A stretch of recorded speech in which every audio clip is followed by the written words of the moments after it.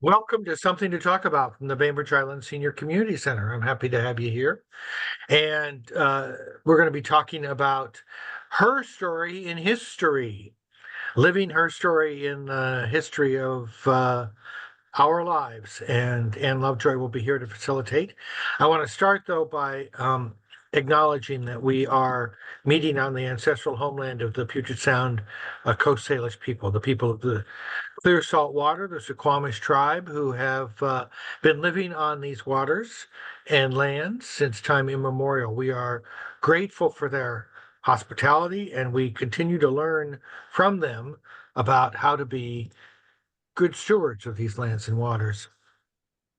I also want to thank Fieldstone Communities of Bainbridge Island because they are a sponsor of the Bainbridge Island Senior Community Center, and they offer assisted independent living and a vibrant memory care up on Rolling Bay. To visit their tranquil campus, to learn about day stay and respite programs, to have a free lunch on them, call 206-594-1010 and ask for Celia or Jamie, or check out their website at fieldstonecommunities.com. And thank you very much for suggesting this topic. I know that we've been having a group of women of Bisque for a while, and this is kind of a follow-on to that.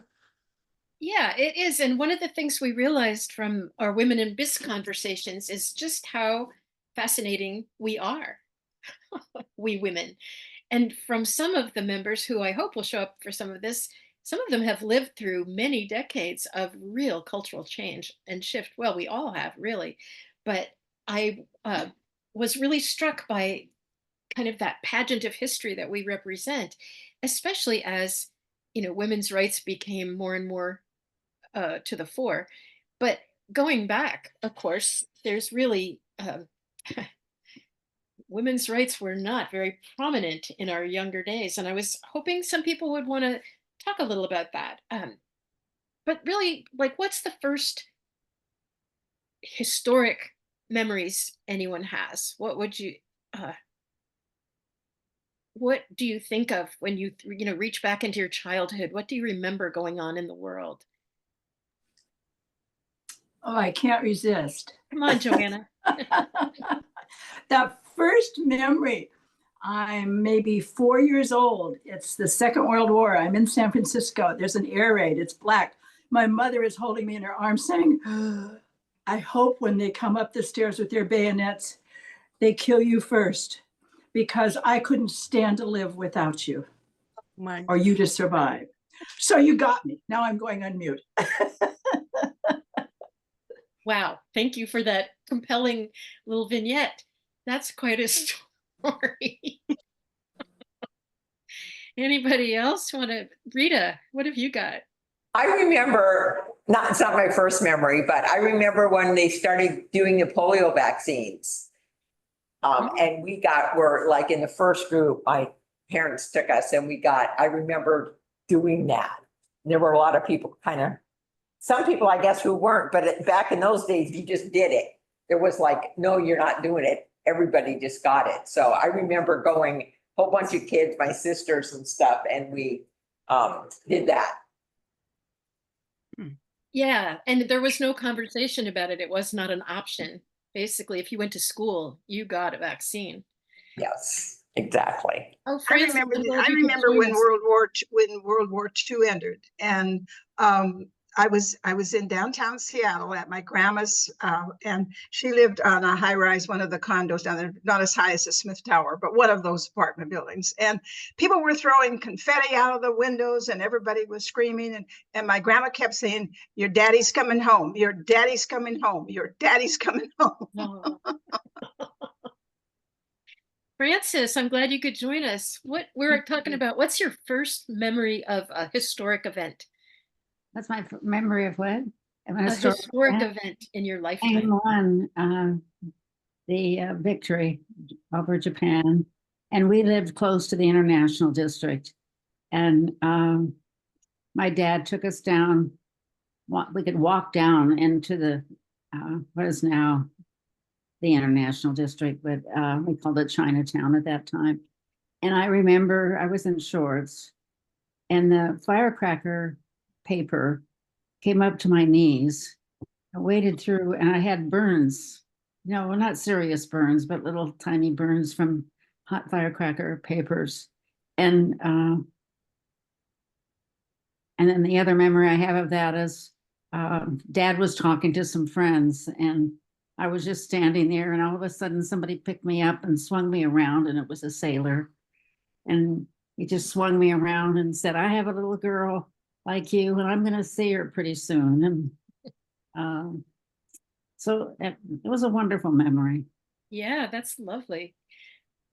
I think for me, one of the early things is the Cold War, remembering Khrushchev banging his shoe at the UN, right, and saying, "We will bury you," and having neighbors building bomb shelters and telling us that we wouldn't be allowed to go in there. Sheila, what have you got? One of the earliest memories I have memories certainly of air raids.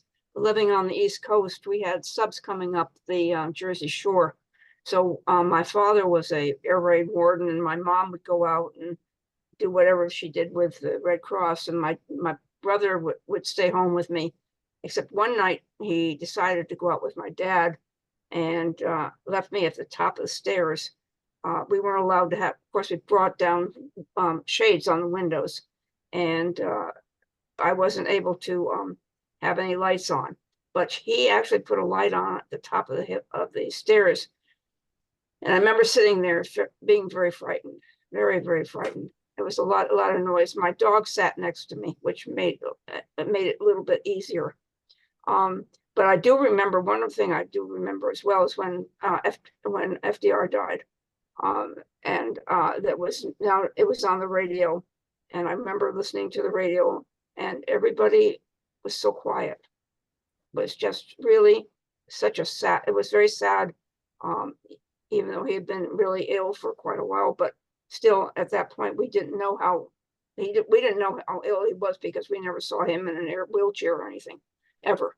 But he was I remember when he died, and I was just sitting on the floor in my living room and just listening to the radio. I remember that day too. I was at school and they sent us all home from school. And I remember walking into the living room and having my mom in the rocking chair holding my baby sister crying, listening to the radio with tears running down her face. Right. Patricia, do you have any early memories like that? I had dental surgery, so I can't talk very well, but I didn't grow up in the United States, so I don't know if what I remember is Sure, of course it does. I do remember World War II. My father was part of a group that he was too old and had too many children to be in the fighting, but he and a bunch of his friends joined, I suppose it was like a community group to watch for enemy boats coming in, because I lived on the coast. Watch for enemy boats, and they looked up the skies, and they conducted like reenactments, I guess, although they were real, of sneaking around. Everybody had to stay inside their house with their blinds down, and these men would be pretending or practicing being in the army, in case somebody did come and attack us, they would know what to do. But they had real guns, and so afterwards we would go outside and look at all the marks that they left, and sometimes find a fighter helmet or something that they left behind. That was interesting. Where was that? On a small island north of here in Canada. Mm. Yeah, I mean, anywhere around the world it's so much of the history that started in the previous century was world history. Mm-hmm. because we were becoming much more of a world community by then, really. So yeah, True. our memories are really quite similar. One thing I was thinking about is the way those early memories, like mentioned, the Cold War and being always worried about the bomb, um, and having the teacher say, just get under your desk. Like that would be so Mhm. helpful, right? Or walk home, because that also would be so helpful. But it's like we grew up in an era where there was a lot to be fearful about, and there were a lot of adults around us who were fearful. And I think that climate of fear really did shape a lot of who we are as people. But in some ways, for women, World War II was such uh, a burgeoning, because so many women were called to take the places. Like I know a lot of our moms and grandmothers were doing work that had been men's work, right? Mhm. And then were obviously being, flying airplanes across the ocean, doing all kinds of things that had not been available to women at all. And then after the war, we're told they were no longer uh, useful in those capacities. I don't know. Lois, did you have any memories of that kind of experience? I did. I can relate to you. I think we're in the kind of the same age group here. And I was in Catholic school, and the nuns on Friday would say, well, you know, make sure to say your prayers, and we may see each other on Monday or we may not, because there could be, a war between now. And so I would spend the weekend just terrified to go outside. And, the whole get under your desk. That was very prevalent. I think I was in grammar school at the time. So, you believe everything that teachers tell you. And I remember my parents having an argument because my father wanted to take me out of that school that was terrifying me and put me in public school. The nuns were all nuts. I'm not sure public school would have been a huge improvement, because we got some of the same kind of crazy stuff too. But again, I'm kind of thinking about how that shaped my worldview of a place where, the idea that another nation, that Russia was the enemy. Oh, wait, wasn't it Germany was the enemy? Oh, no, it was Japan that was the enemy. It was like this, like the enemy thing about, and then suddenly, how poignant to be here on Bainbridge Island, where, Oh, during um, the internment of our Japanese American citizens, there was actually some connection, more connection than anywhere else, to those people in the camps and stuff. And when they came back, there were more people came back to Bainbridge, about 50% of them, than anywhere else in the whole West Coast. And yet it wasn't free of experience for them. They didn't just walk back in and pick up their lives where they left off. And I think in a lot of communities, that was interesting, Francis, to hear about you going to Chinatown on V8 and the, Victory Day, and having lots of fireworks and stuff. What do you remember, any feelings that there was anything but jubilation, Francis? um, was there anything but jubilation?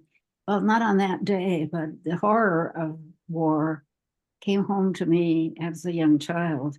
My father had friends from Kansas, and I don't know how he got his nickname, but his nickname was Driz. And they showed up. He and his friend Monk showed up at our doorstep. This was just towards the end of the war, but another probably 9 months to a year before the end of the war. Anyway, Driz stayed with us for 3 days, and he would wake us up at night with his screaming. He had come back from the war zone. I mean, he'd been in battle.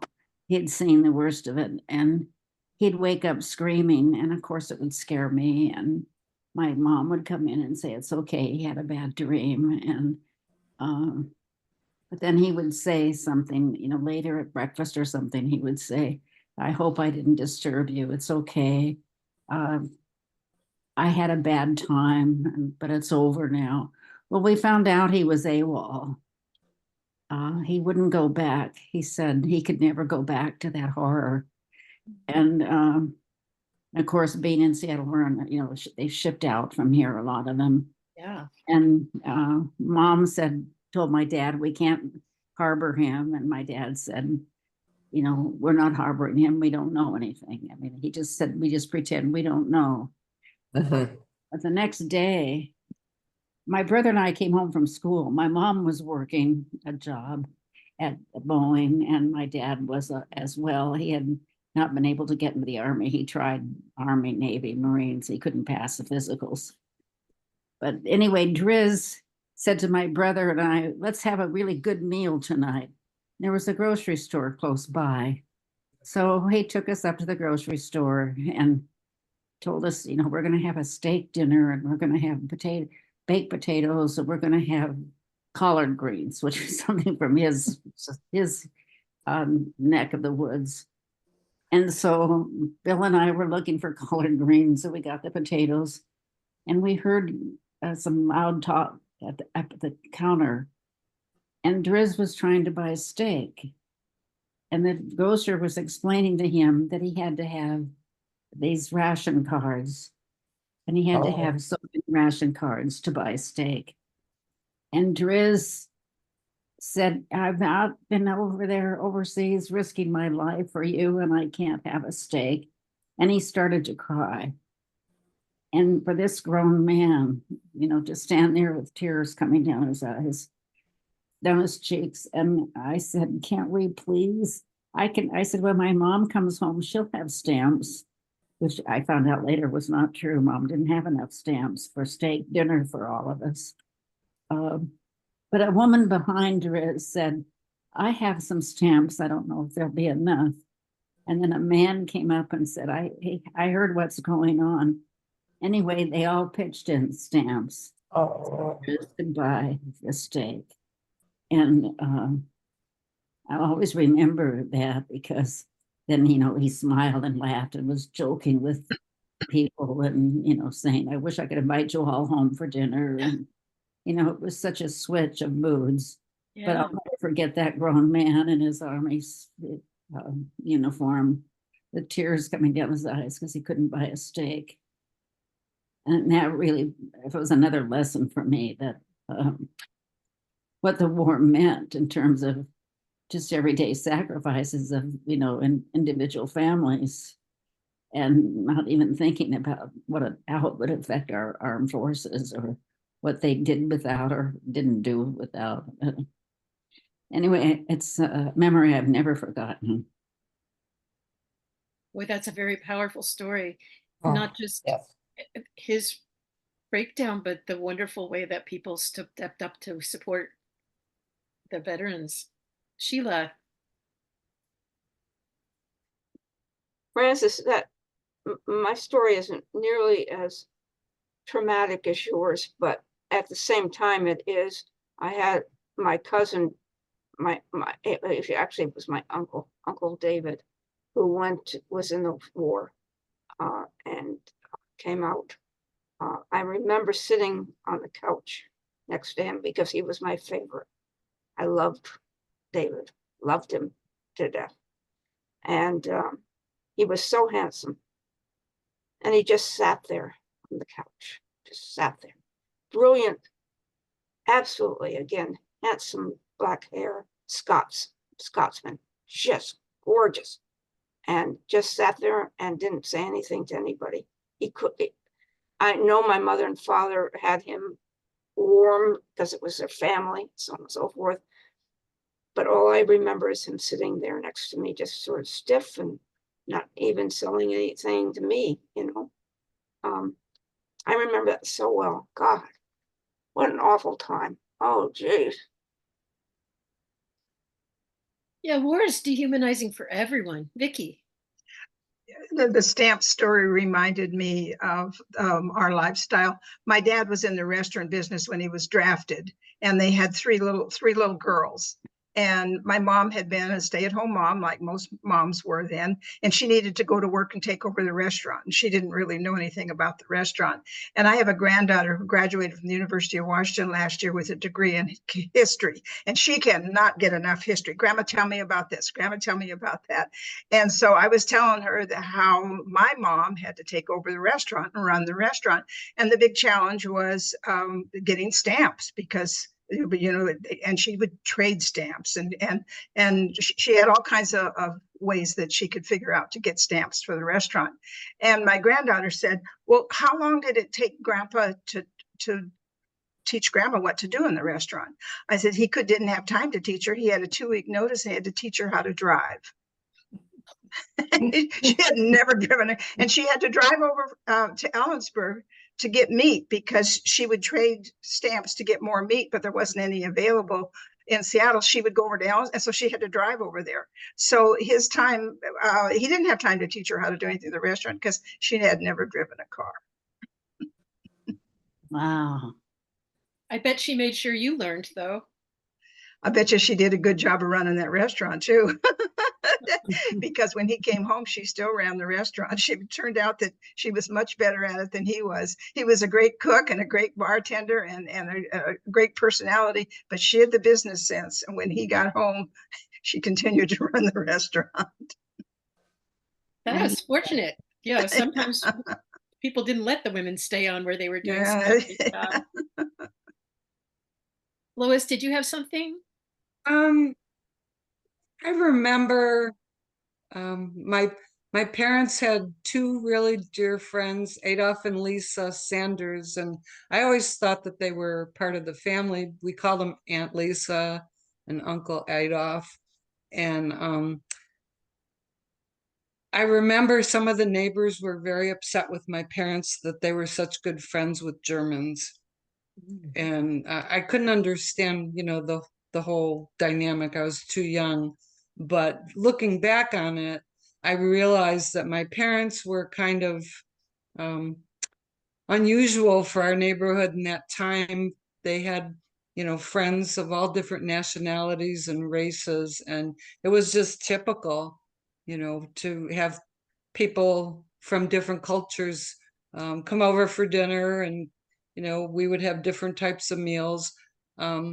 But looking back on it, I mean, it was clearly prejudice against, anybody who was German or Japanese or, perceived to be in line with the enemy, quote unquote, So I was really grateful. I grew up without any kind of understanding of prejudice until I got a little older, and then I started to appreciate the way that I had been raised. So, Frances, I see you nodding. Did you have a similar experience?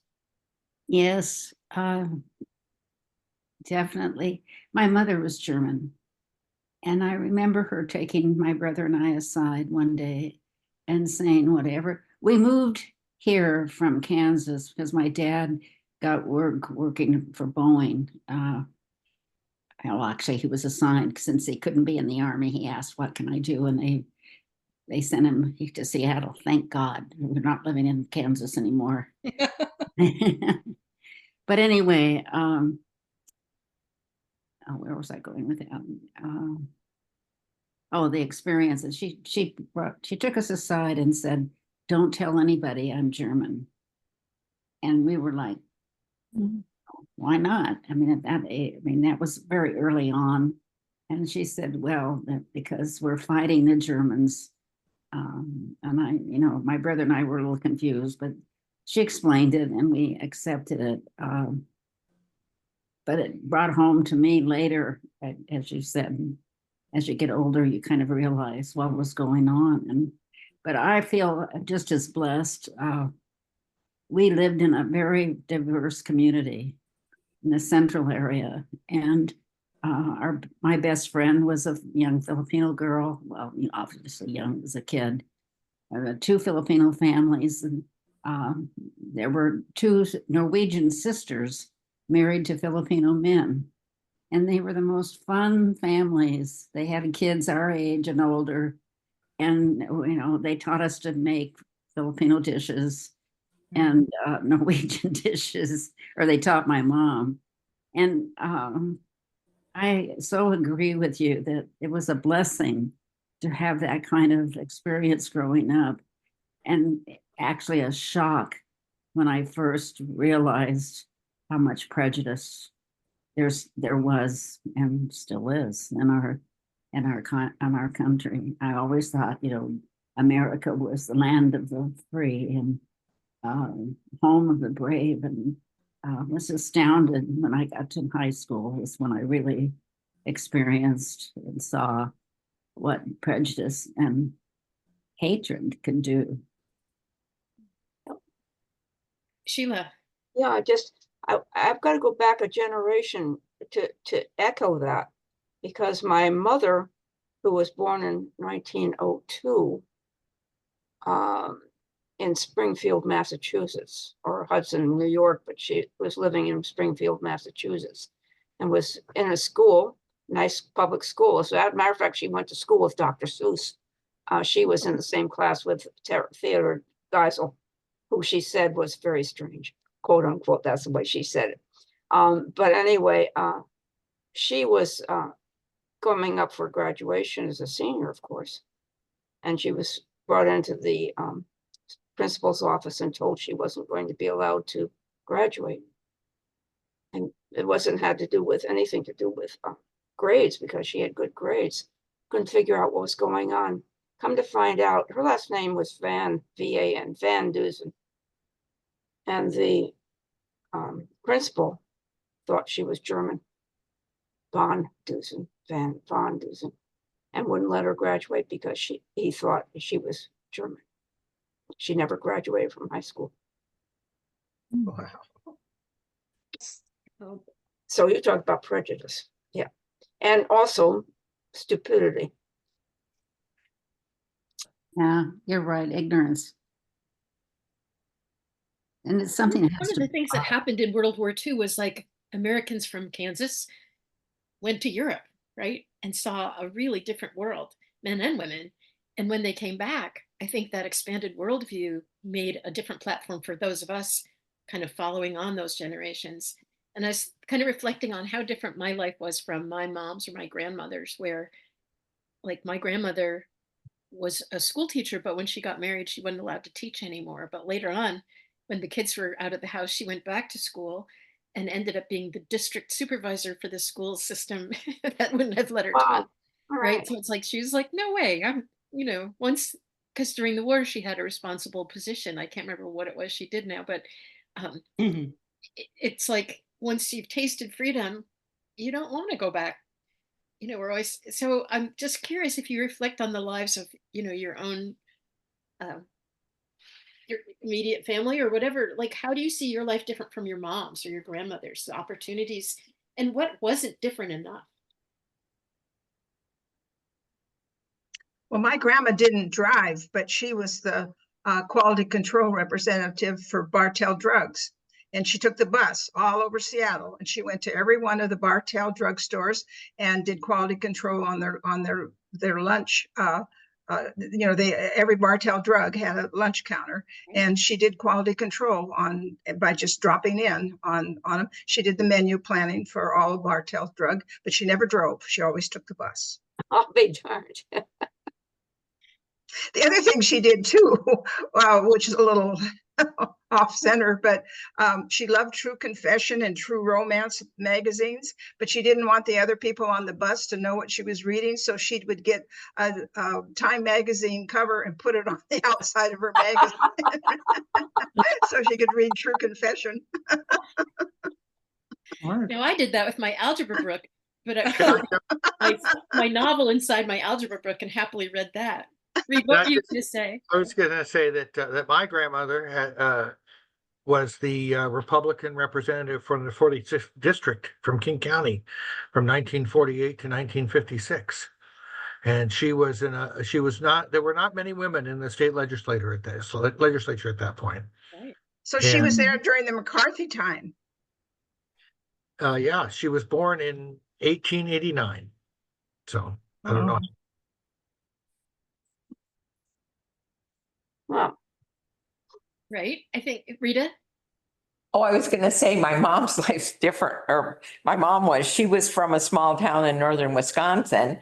And she learned to drive when she was like 13, and she was the youngest of 9 kids. So she did kind of what she and her 4 youngest siblings were brothers. So she hung out with the boys and did whatever she wanted to do. But then, she got married and then she just never worked. But we ended up with 8 kids.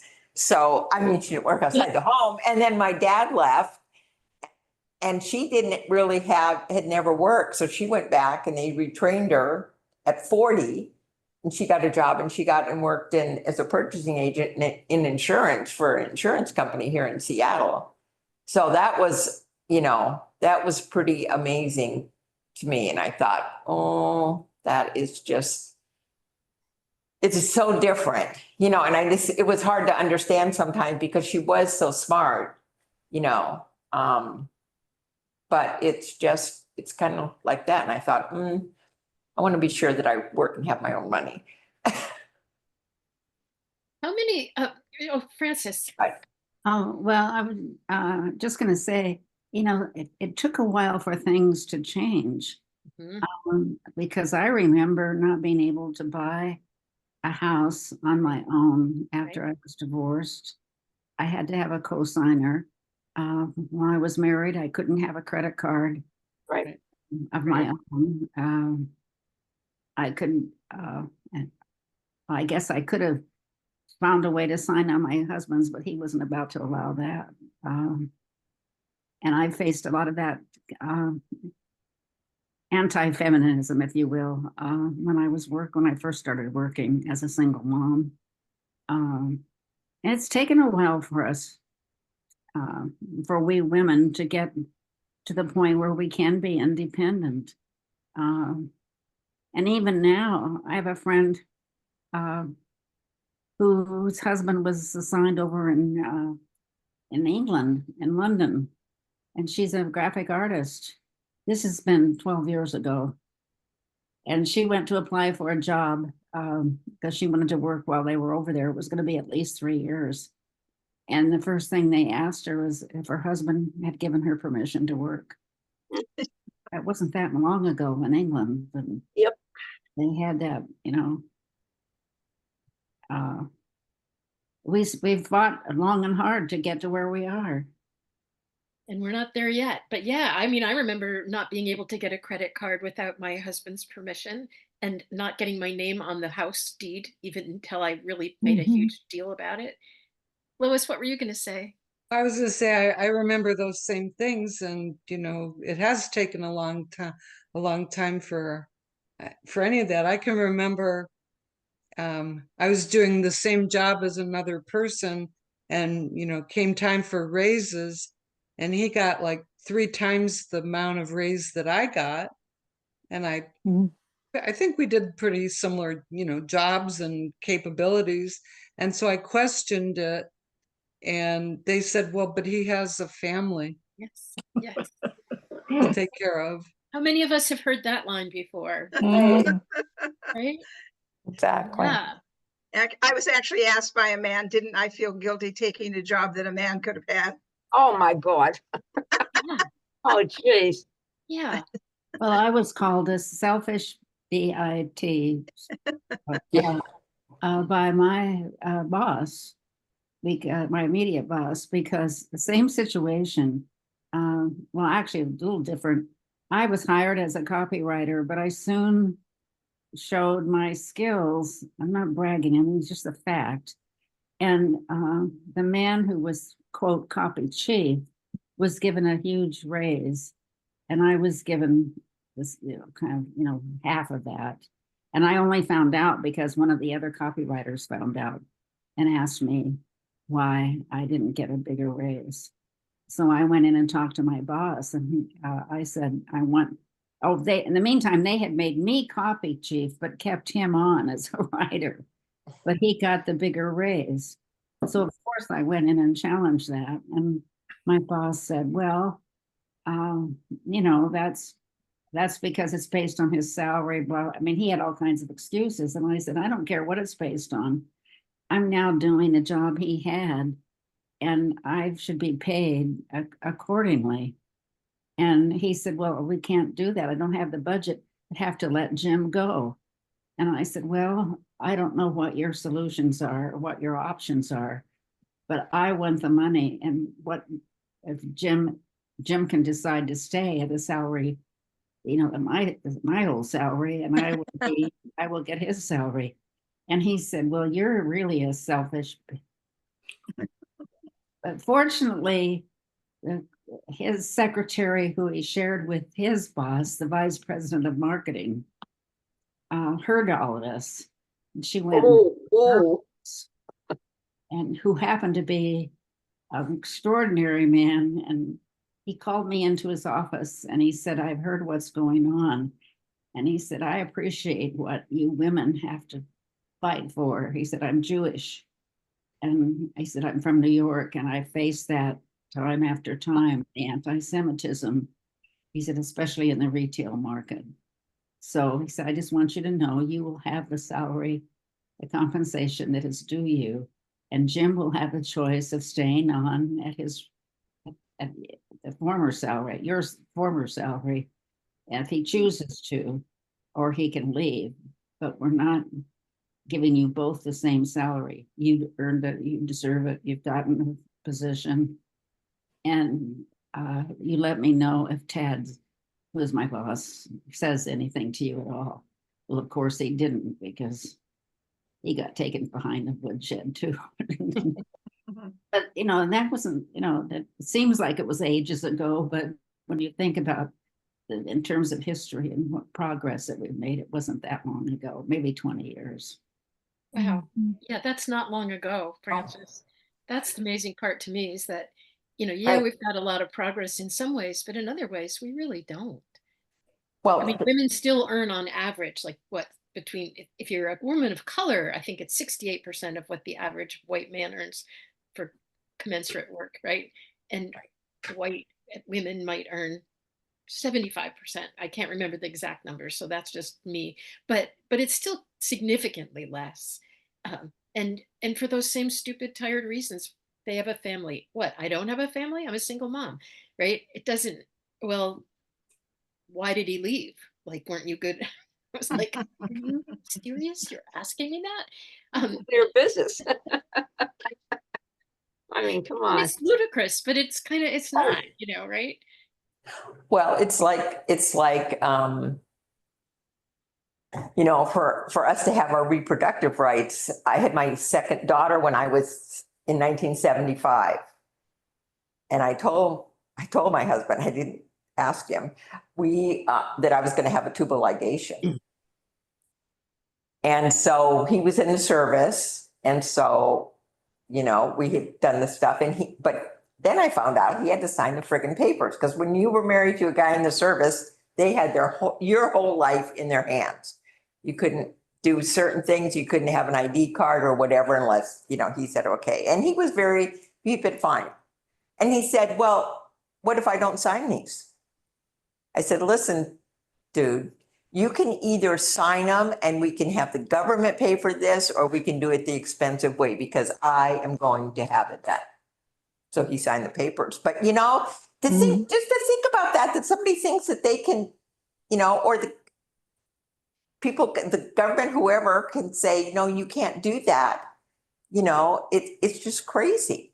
And it's like, even when I was an ombudsman for the ships he was on, so I was the contact for the wives, between the ship and the wives. And there's a lot of these young girls that were just young, and they didn't know they could get an allotment check. They thought they could only have an allotment check when their husband was overseas. So they would have, sometimes they'd have to wait. These 18, 19-year-old girls from Alabama, Mississippi, whatever, didn't know anything, were out here by themselves. And they didn't have money for food or diapers or anything. So we got them together and we changed that. And when my husband got home from a Westpac, he said, Rita, what are you doing? All these guys. I said, these women and children need to be taken care of. And they're married to men in the service, and so they need to take care of them. So we got that straightened out. But it's just amazing, amazing the stuff that was going on then in those old days. But if you came in my orbit, I told you what I knew. Really? That's so surprising. Yeah, exactly. So Reed just looked it up and he said in 2022, women earned an average of 82% of what men earned. An analysis of both full and part-time workers, similar to where the gap was in 2002. And I think what I had been looking at earlier today was stuff from back in the 60s and 70s when the difference was quite a bit more. But in my early years, it was certainly that.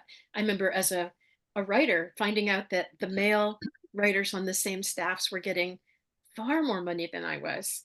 I bet that Frances, you can relate to that, right? Yeah. I want to go back. I'm going to jump back in history again, just for a minute, because I forgot. And I did want to say that, you talked about the Japanese, the internment, and how many were affected on Bainbridge Island. And of course, the wonderful story, how the newspaper editor refused to back down in his condemnation of that act. And when I worked I retired from the Seattle Times, but that newspaper and that publisher, editor were heroes in the world of newspapers. And anytime that topic came up, or it was the anniversary of the internments, the newsroom would drink a toast to that. I can't remember his name now. Walt and Millie Woodward. Yeah, but they were heroes in the world of journalism, and I know it took a while after the war for other people to realize, the general public to realize just exactly what a courageous, self-sacrificing act that was. Well, and her daughter Mary carried on for quite a long time, and she actually made sure that was not forgotten and carried it forward quite a bit. Oh, yeah. Yeah. Sheila, you knew Mary, I think, right? Oh, very well. Very well indeed. But I think the thing about that they maintained, as we've talked here before, they've maintained a Walt and Mary, Walt, the Woodwards had a correspondent down there in Manzanar and Mendocca too. But they had who would write back, so that when these several 200 some odd folks who decided to come back to Bainbridge Island, they came back with open arms, coming to open arms, because on the Main, people were very accepting. I remember being in a choir group at one point with a group of Filipino ladies, and they were telling me how much what they did during the war, which was to preserve the strawberry fields for them. So when the Japanese Americans came back, they had their fields. I guess that wasn't always the case, but I understand that was the majority of the time. I wanted to say one other thing about what I couldn't have. I remember I was divorced in 1980. And with that, I couldn't get a credit card. I finally found one through, believe it or not, Sears Roebuck Discovery Card. They allowed us how I could get one. And that was the only one. I applied for every single one of them, including the ones that David and I had had before. I mean, we had good standing and everything, but no, we can't get it. The other thing I couldn't get was insurance. And it was, I believe, I finally I couldn't get it through the ones that I had it from before. And the reason was, I remember Dick was telling me the reason he couldn't was because you're a woman. And you don't, but I could, I said, but David and I had it together. No, that doesn't make any difference. You can't have insurance. It was, I remember that. I did finally get insurance from a really neat guy. That was fun. That was neat. But it took me a lot of work to get that. Was that for auto insurance or homeowner? I'm trying to remember. It's got to have been auto insurance, because that's the only thing I can remember. Yeah, it's got to have been auto insurance. I'm almost positive. Yeah, that's 40 years ago. Do I remember? Yeah. It's got to have been auto insurance. Reason And I it was asked from is Aetna or something that I couldn't get it from them. It was a fly-by-night organization that I finally got it by, and they were fantastic. Fly-by-night, they were really good. the reason I asked is women, and I think we still do pay more for health insurance. Is that right? And Oh, that's because we can have babies. no. Yeah, well, not anymore, honey.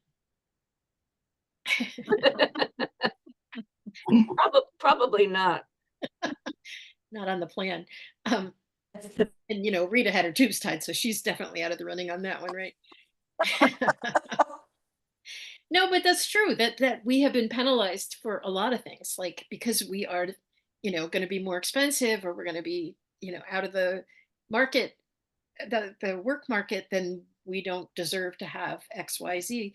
That is definitely changing, and I'm really fascinated that my youngest friends, who are like my kids' age or younger, in their 20s, 30s, 40s, they say they don't see that kind of disparity, that jobs these days are posted and this is what the range is or whatever, and they feel like they get what another person would get, whether male or female. So that's kind of refreshing to hear. It's that generation there, definitely. I have my oldest one is 64 and my youngest one is 56, and they don't see the disparity at all. Which is cool. It's about the 60 person. My son. Yeah. But he's aware of that kind of stuff. So, and he's married to a gal who's about 10 years younger than he is. So, and Julie doesn't see it. Well, I know, and for scientists, many of my scientist friends say they really see a lot of bias still against women. And if you look at, even in, like, for years, I've made it a habit when I look at a magazine, I always look at who wrote the stories, how many men, how many women. And for years and years, Francis, you can probably back me up on this one too, probably 80 to 90% of the articles were going to be written by men, and almost all the editors were going to be men. Now that's changed, but it's still surprisingly true that it's easier for men to get published than for women. Lois? I was going to say that I have friends that are 10 years older than I am, 10 years younger than I am. And for a lot of, day-to-day things, it doesn't seem to make a difference. But I've noticed a huge difference in the last few years with my friends that are younger. My peer group was raised to, learn to cook and clean and become a good housewife. And I would say that 80% or more of the women that I went to high school with got married within 2 or 3 years of graduating from high school. And there was never an expectation that they would have to go to work and support a family at some point. So there was really no need for education unless you wanted to go, to college with your husband. And when I talk about that with my friends that are 10 years younger, they're horrified.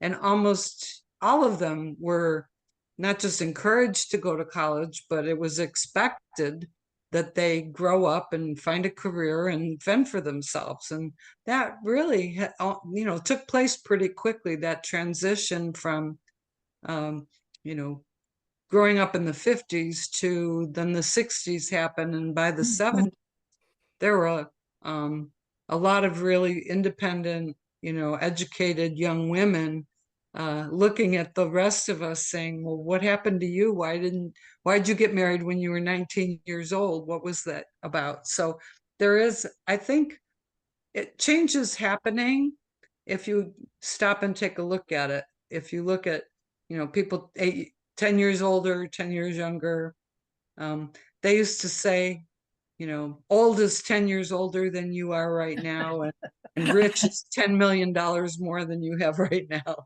Or whatever. Well, I think part of that came from the Great Divorce. Like after the 50s, with all the unrest and so much that was going on, divorce became much more common and got to the point where it's like half of marriages would dissolve. At that point, it became really obvious that women without education were really vulnerable.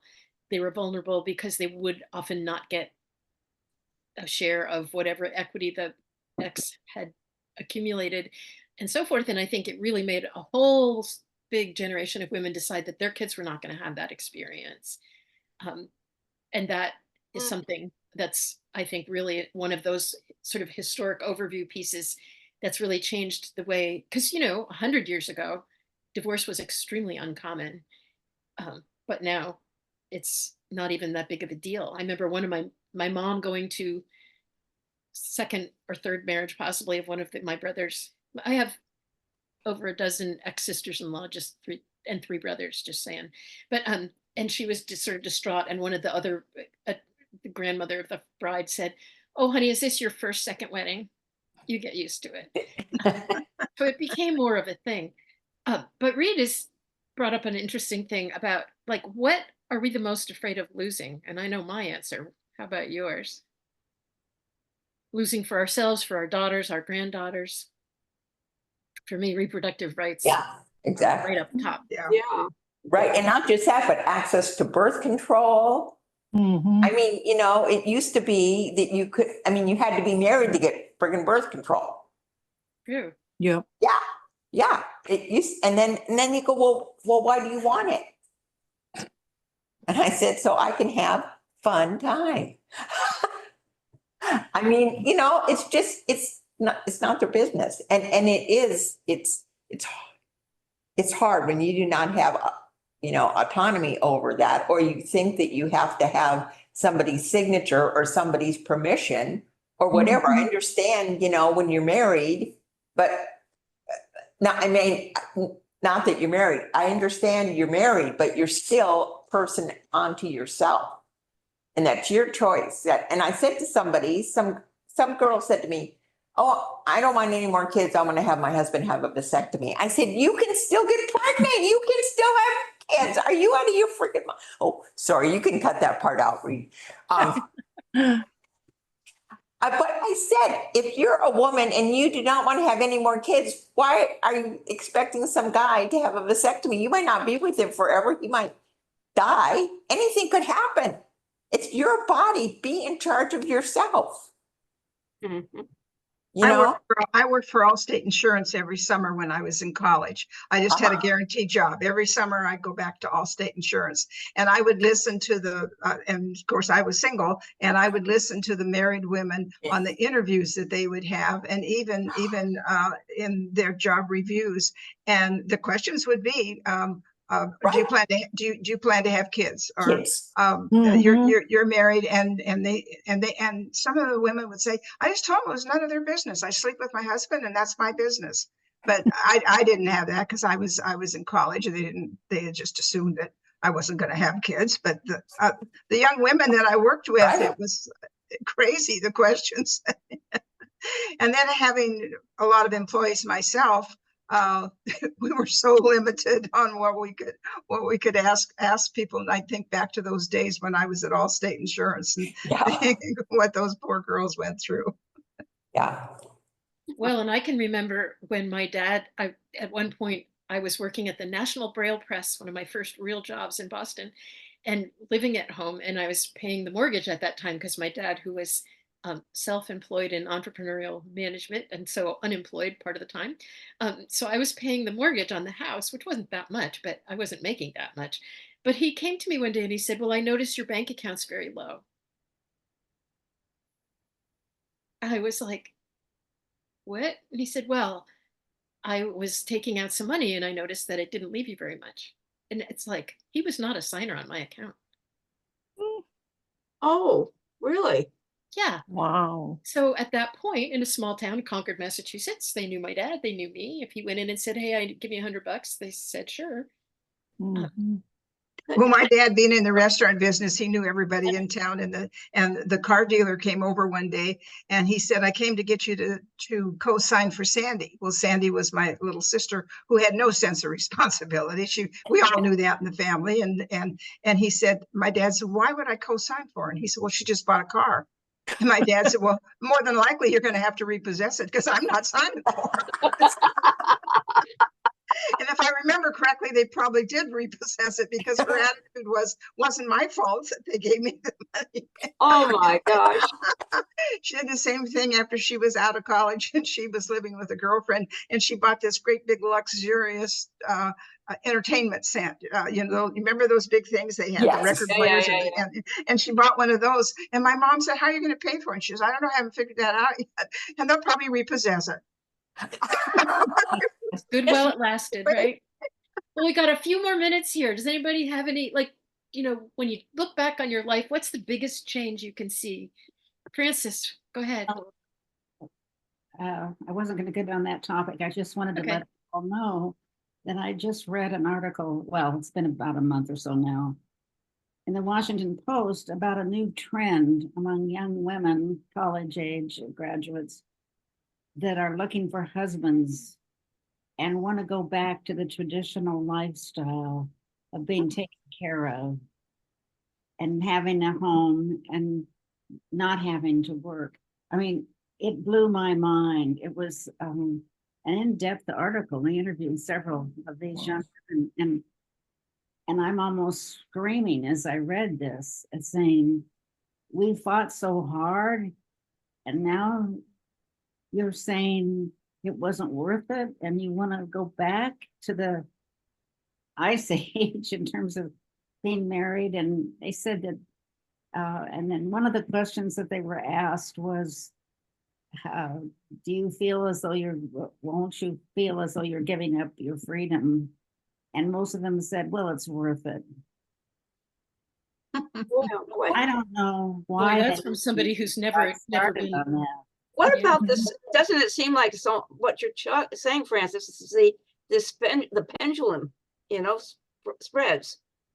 It goes from one side to the other, and now it's coming back again to where we were in the 60s, the 50s. Is that what you're saying? Yeah, I mean, it's like that headline says, genuine leisure, stay at home, and the dream of feminine leisure. That's what they were talking about, is that they want to go back. I mean, they didn't say we want to go back to the 50s, but that's what they were saying. Well, boy, Lots of luck finding a man who's willing to support them. well, what a position of privilege. I mean, what an assumption of privilege. Because, that gal in the suit didn't come from Walmart, right? No. Well, and I was going to say, people have that. People can do that. I mean, if women don't want to work and they have someone to take care of them, or they have someone to share their life with that has the resources so they don't have to work, that's their choice. Mhm.